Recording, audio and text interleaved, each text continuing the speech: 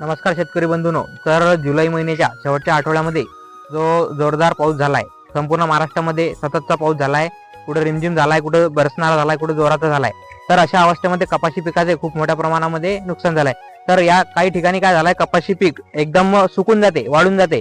तर हे कशामुळे होतंय मित्रांनो, सततचा रिमझिम पाऊस, त्यामुळे जमिनीमध्ये पाणी जास्त साचून राहणे.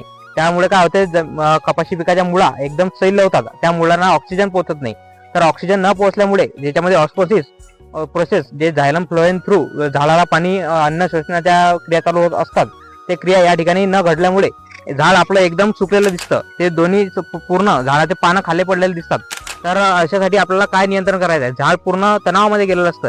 तर आपल्याला याच्यासाठी एकदम सोपी पद्धत आहे. आपल्याला दोन्ही पायांनी झाड असं धरायचं आहे, दोन्ही हातांनी, आणि त्याला दाब द्यायचा आहे पायांनी. ते जे माती अशी दाबल्या गेली पाहिजे, आपल्या या मुळा त्यांना ऑक्सिजन त्या ठिकाणी भेटलं पाहिजे.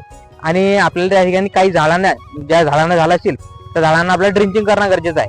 तर ड्रिंचिंग मध्ये काय वापरायचं मित्रांनो, आपल्याला 19 100 ग्रॅम प्रति 15 लिटर पंपासाठी, त्यासोबतच ह्युमिफिड, महाफिड कंपनीचं ह्युमिफिड, याचे जबरदस्त रिझल्ट आपल्याला कपाशी पिकावर असेल, कुठल्या सुद्धा पिकावर जे स्ट्रेस मध्ये झाड गेलेलं असेल, याचे रिझल्ट आपल्याला या ठिकाणी पाहायला मिळतात. त्याचा 50 ml प्रति 15 लिटर पंपासाठी, त्यासोबत आपल्याला एक बुरशीनाशकाचा वापर या ठिकाणी करण्याचं गरजेचं आहे. त्यामध्ये जर बघितलं गेलं तर रोको, थायफिनेट मिथेल असेल किंवा कॉपर ऑक्झिक्लोराइड, ब्ल्यू कॉपर असेल, या बुरशीनाशकाचा वापर 30 ते 35 ग्रॅम प्रति 15 लिटर पंपासाठी आपल्याला वापर करायचा आहे. तर याचा आपल्याला काय करायचं आहे मित्रांनो, ड्रिंचिंग करायची आहे. पंपामध्ये हे औषध टाकल्यानंतर आपल्याला नोझल काढून त्या कपाशीच्या खोळाजवळ याची ड्रिंचिंग करायची आहे, जेणेकरून आपल्या कपाशी पीक हे परत ते चांगलं होऊन जाईल. आणि शक्य होत असल्यास पूर्ण कपाशीला ड्रीप मधून जर देता येईल तर एकदम जबरदस्त काम होऊन जाईल.